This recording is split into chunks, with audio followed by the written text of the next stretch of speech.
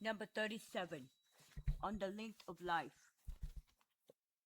I cannot accept the way we determine the span of our lives. I note that wise men shorten it considerably compared to the common opinion.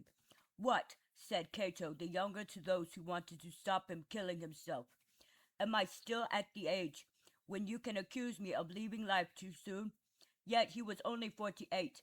He reckoned, considering how few men reach it, that his age was fully mature and well advanced. And those who keep themselves going with the thought that some span of life or other which they call natural promises them a few years more could only do so provided that there was some ordinance exempting them personally from those innumerable accidents which can rupture the course of life which they promise themselves. What madness it is to expect to die of that failing of our powers brought on by extreme old age, and to make that the target for our life to reach when it is the least usual, the rarest kind of death. We call that death alone a natural death, as if it were unnatural to find a man breaking his neck in a fall, engulfed in a shipwreck, surprised by plague or pleurisy, and as though our normal condition did not expose us to all of those harms. Let us not beguile ourselves with such fine words. Perhaps we ought rather to call natural anything which is genetic, eric, and out of the normal order, and therefore less natural than the others.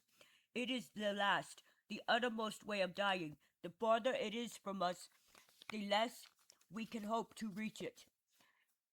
It is indeed the limit beyond which we shall not go, and which has been prescribed by nature's law as never to be crossed. But it is a very rare individual law of hers which makes us last out till then. It is an exemption which she grants as an individual favor to one man in the space of 2 or 3 centuries, freeing him from the burden of those obstacles and difficulties which she strews along the course of that long progress. Therefore, my opinion is that we should consider whatever age we have reached as an age reached by few. Since in the normal course of events men never reach that far, it is a sign that we are getting on, and since we have crossed the accustomed limits, and that constitutes the real measure of our days, we ought not to hope to get much farther beyond them. Having escaped those many occasions of death which have tripped us up all the others, we ought to admit that an abnormal fortune such as that which has brought us so far is indeed beyond the usual procedure and cannot last much longer.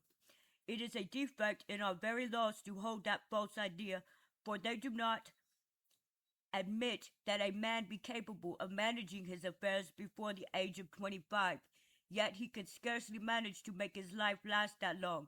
Augustus lopped 5 years off the old Roman ordinances and decreed that it sufficed to be 30 for a man to assume the office of judge. Servius Tullius exempted knights who had passed the age of 47 from obligatory war service. Augustus remitted it at 45. Sending men into inactivity before 45 or 60 does not seem very right to me. I would counsel extending our vocations and employments as far as we could in the public interest. The error is on the other side, I find, that of not putting us to work soon enough. The man who had power to decide everything in the whole world at 19 wanted a man to be 30 before he could decide where to place a gutter. Personally, I reckon that our souls are free from their bonds at the age of 20, as they ought to be, and that by then they show promise of all they are capable of, no soul having failed by then to give a quite evident pledge of her power, and ever gave proof of it afterwards. By then, or never at all, natural qualities and capacities reveal whatever beauty or vigor they possess.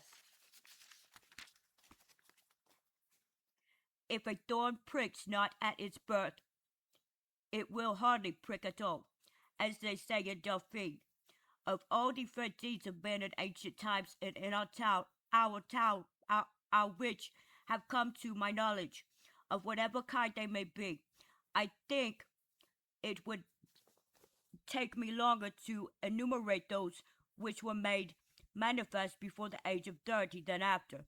Yes, and often in the lives of the very same men. May I not say that with total certainty in the case of Hannibal and his great adversary Scipio, they lived a good half of their lives on the glory achieved in their youth. They were great men later compared with others, but not great compared with themselves. As for me, I am convinced that since that age, my mind and my body have not grown but diminished, and have retreated, not advanced. It may well be that knowledge and experience grow with the years, but vitality, quickness, firmness, and other qualities which are more truly our own and more important, more ours by their essence, droop and fade. When the body is shattered by the mighty blows of age, and our limbs shed their blunted powers, our wits too become lame, and our tongues and our minds start to wander. Sometimes it is the body which is the first to surrender to old age, sometimes too the soul, and I have known plenty of men whose brains grew weak before their stomachs or their legs, and it is all the more dangerous in infirmity in that the sufferer is hardly aware of it, and its symptoms are not clear ones. But now I am complaining, not that the laws allow us to work so late, but that they are so late in putting us to work.